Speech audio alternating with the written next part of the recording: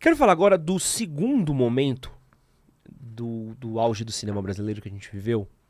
Segundo momento não, mas o que eu acho que talvez eu tenha vivido mais perto, assim, que pra mim foi o Agora Vai, que não foi. Que foi os anos 2000, né? Nos anos 2000 a gente teve ali a saidinha do Quatrilho, né? Chato pra chapéu, que todo mundo gosta muito. Pô, vai pro Oscar e tal. Mas a gente veio na sequência Central do Brasil, um excelente filme. Depois Central a gente começou... ainda é 90, né? 90, se não me engano, Central do Brasil é Acho que é 99. 98. 98 ou 98. 99? É, concorreu no Oscar de 99, acho que é de Sim. 98. E que na sequência já vem, pô, Cidade de Deus, você vem aí O2 produzindo uma porrada de coisa, que acaba dando pra gente Tropa de Elite, mas você tem aí muita coisa boa no meio do caminho. E muitas dessas coisas acabavam passando pela mão aí da maravilhosa Globo Filmes, né? O quanto que a Globo Filmes ajudou e atrapalhou o cinema nos anos 2000? Tá. Então, esse momento histórico aí é o auge da retomada, né?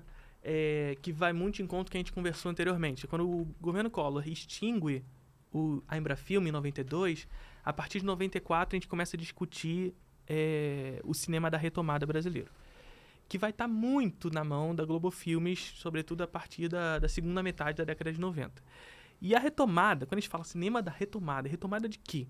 Né? E a gente fala, pô, retomada do cinema brasileiro, e portanto das suas contradições, da sua linguagem, e portanto retomada do que foi feito na pornochanchada, no cinema novo, no cinema marginal. E quando a gente diz retomada dessa galera, não é replicar, fazer de novo, porque isso nem faz sentido. São movimentos característicos daquele tempo histórico, não faz sentido a gente replicar. Mas a história se faz de maneira dialética, então você...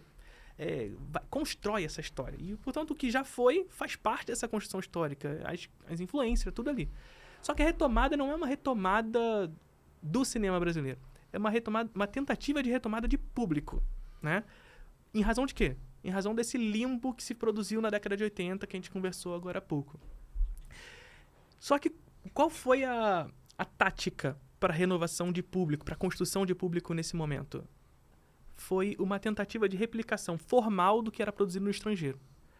Então, se você vê esses filmes que você citou, por exemplo, e aqui eu não estou fazendo juízo de valor de qualidade desses filmes, são filmes que exploram uma importação formal do que é produzido em Hollywood. Cidade de Deus, por exemplo, é um filme que é muito parecido com filmes americanos no sentido formal, tratando de temas intimamente brasileiros.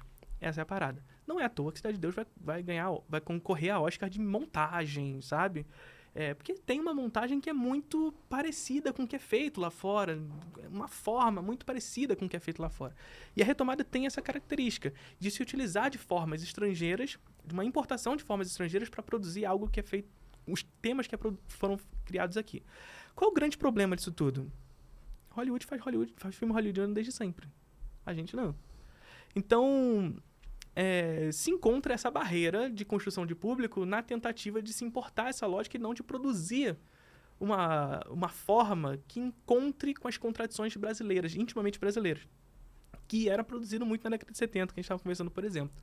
Então são filmes que são relevantes, são importantes, mas a gente acaba marcando alguns deles frente ao que foi produzido como um todo aqui no Brasil nesse momento histórico, que tem muito dessas características estrangeiras sendo produzidas ali. Foi um momento histórico também, sobretudo a partir de 2000, no governo Lula. E quando eu digo governo Lula aqui, eu não estou falando que ele fez o que era preciso, mas talvez foi o momento histórico de maior crescimento da indústria brasileira fora a época da Embrafilme, né? A gente lutando por pouco, o governo Lula. Não foi nada, bizarro, nada disso. E foi um momento que a gente passa a discutir cota de tela, a gente passa a discutir esse espaço para cinema brasileiro nos cinemas. Acho que a Lei Rouanet vem junto. Lei Rouanet, tudo mais, lei do audiovisual, que na verdade são leis que vêm até do Fernando Henrique ainda, que são leis neoliberais. Assim, quando eu digo que são leis neoliberais, assim, é melhor tê-las do que não tê-las, mas não é o que a gente quer. Por quê? Porque a lei do audiovisual, a lei Rouanet e tudo mais, ela demanda desse caminho que passa pela empresa, né? A empresa acaba sendo a provedora no sentido de ela tirar do seu próprio imposto para desfinanciar determinado filme, então ela vai escolher o que ela quer financiar. Ela vai escolher, claro, vai escolher o que ela quer botar, né? Onde, em que filme ela quer pôr o seu nome, né? Ou qualquer outra empresa. E nesse caminho, claro, vai ser o mercado privado que vai ditar os caminhos do cinema brasileiro. Quais temas podem ser tratados e quais não podem ser tratados. Senão, você não vai ter financiamento. Então, o artista, ele encontra a sua limitação frente ao mercado na medida em que ele chega com um projeto e o cara fala, não, esse aqui vai manchar a imagem da minha empresa e tudo mais, então não pode tratar disso aqui.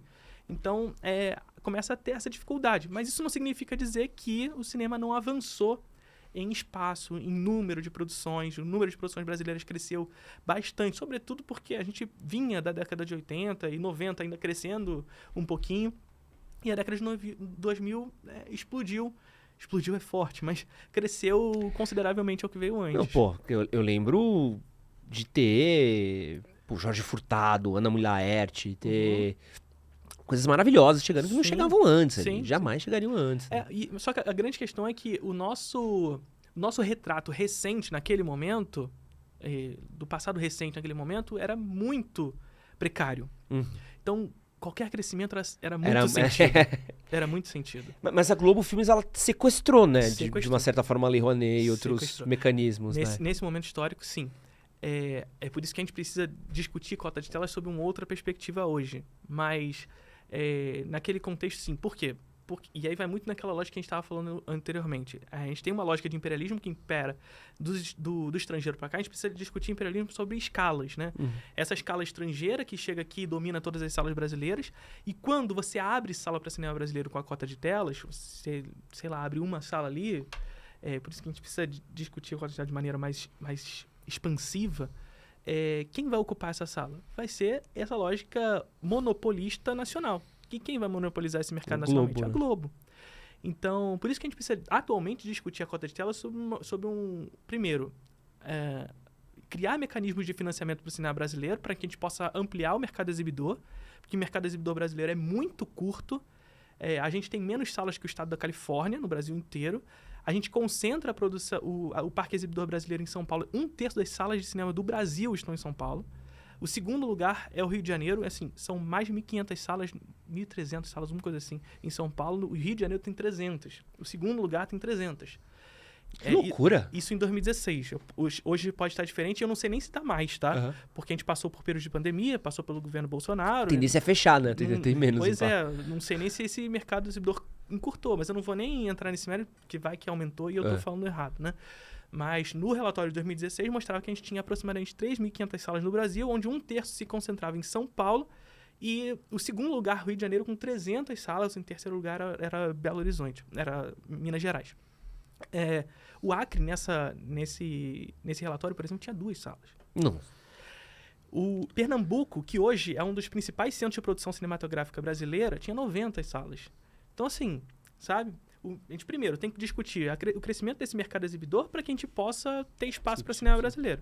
E aí, segundo, cresceu esse mercado exibidor, garantir que o cinema brasileiro esteja lá dentro. Né? Porque senão a gente aumenta o mercado exibidor e quem entra vai ser o cinema americano do mesmo jeito. Né?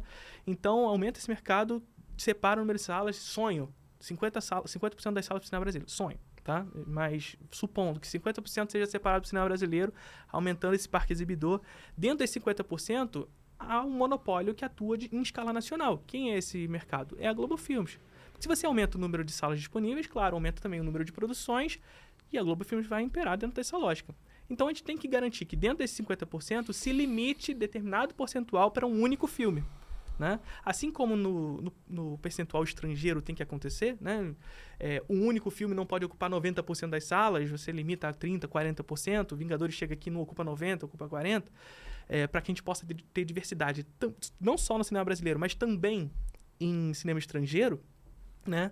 Eu quero assistir o novo filme do Petzold no cinema, sabe? Só que eu não consigo, porque senão lá no Rio de Janeiro eu tenho que pegar um metrô 1h20 da minha casa. Mas mesmo aqui em São Paulo. Sim. Tem coisa que você não encontra fácil. Pois é. O próprio Godzilla Minus One. Pô, eu tô querendo assistir esse filme aqui então, inclusive. Tem que caçar onde é que tá passando. Não, me disseram que vai passar no Frei Caneca, uma coisa assim. Então eu acho que eu vou. E, por exemplo, pra quem mora na Zona Leste, Frei Caneca é um outro estado, né? Sim. É um outro rolê. Sim, então, assim, é isso. A gente precisa que diversifique também o estrangeiro. Porque parece muito que a gente tá falando, não, quero que filme brasileiro só tenha esse filme brasileiro no cinema. Não é isso. A gente quer, inclusive, que no mercado estrangeiro tenha diversidade, que a gente possa escolher o que assistir. Que não seja só os filmes da Marvel ali disponíveis. E dentro dos nacionais, se limite também o espaço para um único filme, que senão a Globo Filmes vai dominar. E que haja espaço para cinema independente nesse contexto. Eu lembro muito das falas do Caio Blá, nos anos 2000, Uhum. de como ele falava do quanto a Globo acabava entrando... Isso era muito louco. Pra quem não acompanhou o cinema nos anos 2000, era muito doido, assim. Porque teve esse breve momento, assim, você fala, pô, a coisa vai voar, né? Sim. E aí a Globo achou a fórmula, as contradições que você falou, achou a fórmula dentro da fórmula. Então Sim. ela conseguia pegar as leis de incentivo. Então a grana de divulgação do filme que ela tinha direito a pôr, ela colocava nela mesma Sim. pra ela divulgar o filme que ela mesma tava fazendo. Então ela ganhava com a divulgação, ela ganhava com a produção e ainda pegava muito filme que acabava virando, que ainda faz até hoje. Você vê o filme do Tim Maia no cinema pra daqui 3 meses virar a minissérie do Tim Maia. E você fala, porra, então isso nunca foi feito pra ser um filme, né? Foi pensado pra ser uma minissérie. E sem contar quando a gente via ali no cinema nos anos 2000, que eu acho que foi quando a gente olhou e acho que dava pra ver, tipo assim, isso aqui, uma coisa deu errado aqui, Sim. né? Você ia no cinema tinha Até que a Sorte Nos Separe, parte 4, De Pernas pro Ar, parte 8. Você via, tipo, pô, é o mesmo filme do Leandro Hassum. Sim. Por quê? Porque era o que trazia público, o que Sim. fechava a sala, e aí o que a gente pensava que, pô, não, a gente vai ver mais Amarelo Manga, vai ver mais Estômago, Sim. vai ver mais Abril Despedaçados, não. Era mais um filme da Globo, Sim. que é um... E quando eu digo isso, quando você diz isso, Edson, não é nem falar que esses filmes não devem existir. Esses filmes são Sim, sim. importantes, inclusive, E para paga as contas de muitas pessoas, e Sim. sustenta a indústria, e Sim, forma profissional. perfeito. Sim. E é um tipo de filme que tá muito apegado à nossa história, às chanchadas brasileiras lá da década de 50, que você citou aqui recentemente, por exemplo. Então eles estão muito apegados na nossa história, inclusive. Então, hoje a gente chama eles, inclusive, de Globo chanchadas, né? Então... Isso é muito bom esse nome. Sim, mas eles são... É importante que tenha, sabe? Inclusive que são importantes ferramentas de construção de público brasileiro. Mas é importante que haja, dentro do projeto de cotas de telas de separação para cinema brasileiro, que dentro desses filmes brasileiros se garanta espaço para cinema independente. Para que não seja monopolizado esse espaço só para Globo Filmes. Para que haja uma diversidade, para que o público, para o espectador, possa ir ao cinema e não tenha que escolher entre assistir um filme da Marvel ou aquele filme brasileiro ali esquecido que está ali no cartaz. Então, ele possa escolher entre os filmes estrangeiros e os filmes brasileiros que estão ali. E isso que você acabou de assistir foi um corte do nosso podcast com o professor Felipe Leão. Pra assistir o episódio completo, clica aqui do lado. Vou deixar um outro corte que com certeza você vai gostar. E não esquece de se inscrever no nosso canal. Valeu!